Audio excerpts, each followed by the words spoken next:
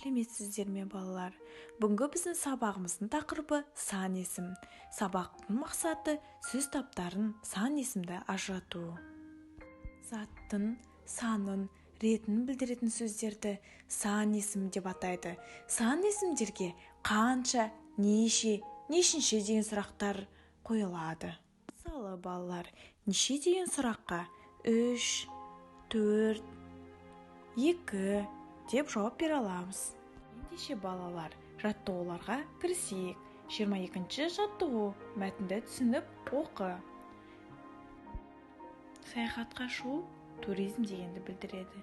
Нағыз туристер саяхатта жүргенде демалып қана қоймайды.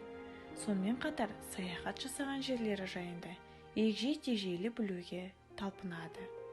Саяхатшылар табиғаттың нағыз жанашыр қорғаушылары.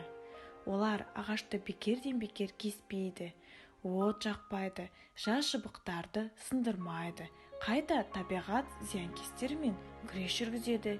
2-ші, 3-ші сынып оқушылары мұғалімдермен бірге 8-10 километрден аспайтын бір күндік жорықтарға шығады. Енді тапсырма орындайық. Туризм дегенді қалай түсінесің? Саяхатшылар саяхатта жүргенде не істейді? Саяхатшыларды неліктен табиғаттың жанашыры дейді? Өзің саяхаттауды ұнатасың ба? Мәтіннен қанша, неше сұрақтарына жауап беретін сөздерді тап. Дескриптор. Тақырып бойынша мәтін мазмұнын болжайды. Мәтін дауыстап, түсініп оқиды. Мәтін мазмұны бойынша бір-біріне сұрақ қояды. Мәтіннен сан есімдерді табады. Балалар, келесі жаттығуға көшейік. 23-ші жаттығу. Мәтінді тиісті тыныс белгісін қойып, көшіріп жаз. Саяхат адамды жақсы әдетке баулайды. Ол қиындықтарды жеңуге үйретеді. Сондықтан бір күндік саяхатқа шығып тұрған дұрыс. Осы мәтіннен сан есімдерді тауып, сан есімнің астын сыз. Дескриптор. Мәтінді тиісті тыныс белгісін қойып, көшіріп жаз. Сұрақ қою арқылы сан есімдерді анықтайды, асын сызады, бір-бірін тыңдап толықтырады.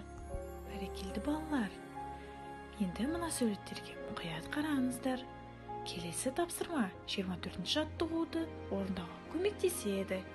Суретке қарап, қай қалаға саяхатқа шығатынымызды болжа. Сендерге тапсырма балалар. Астанаға саяхат тақырыбына әңгіме құрып айт. Әңгімелеріңді қанша, неше сұрақтарына жауап беретін сөздерді пайдалан. Дескриптор. Суретке қарап, қай қалаға саяхатқа шығатын туралы болжайды.